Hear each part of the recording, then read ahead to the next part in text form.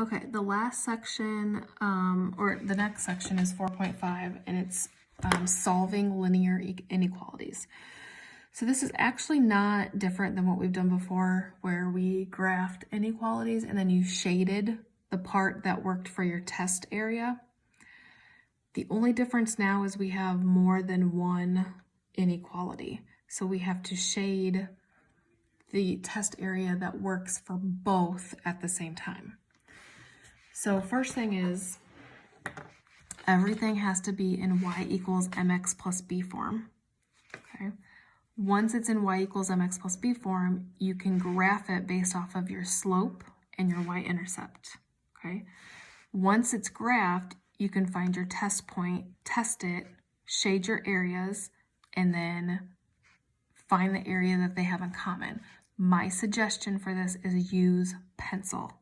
Use pencil so you can erase, okay?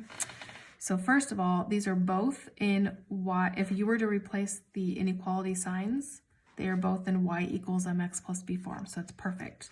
So we have y equals 1/4 x plus 2, and y equals -2/3 x plus 4.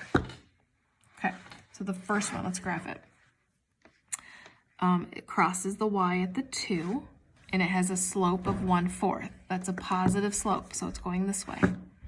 Up 1 over 4. Up 1, 1, 2, 3, 4. Down 1, 1, 2, 3, 4. Okay, it's underlined, so that means it's going to be a filled in line. And I'm just going to put a 1 there so I know that's the first one. Okay. Now let's graph this one. This is a positive 4, crosses the y at the 4. Down 2 over 3, and it's a negative slope, so it's going that way. So from here, we're going to go down 2, 1, 2, 3, down 2, 1, 2, 3, up 2, 1, 2, 3. So we got our negative slope. It is also underlined, so it's a filled in line. Okay. So now we have to do our test points. 0, 0 does not fall on either line, so we're going to use 0, 0 for our test points. So if I put 0 in for x and 0 in for y for this top one, that's going to give me 0 is less than or equal to 2.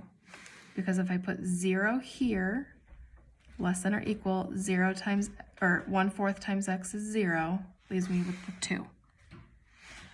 So now you look, is 0 less than or equal to 2? Yes, it is. So that means if I was shading for this line and the test point worked, I would be shading down here, okay? Now let's do 0, 0 test point for this one. If I put 0 in for y, now we have greater than or equal.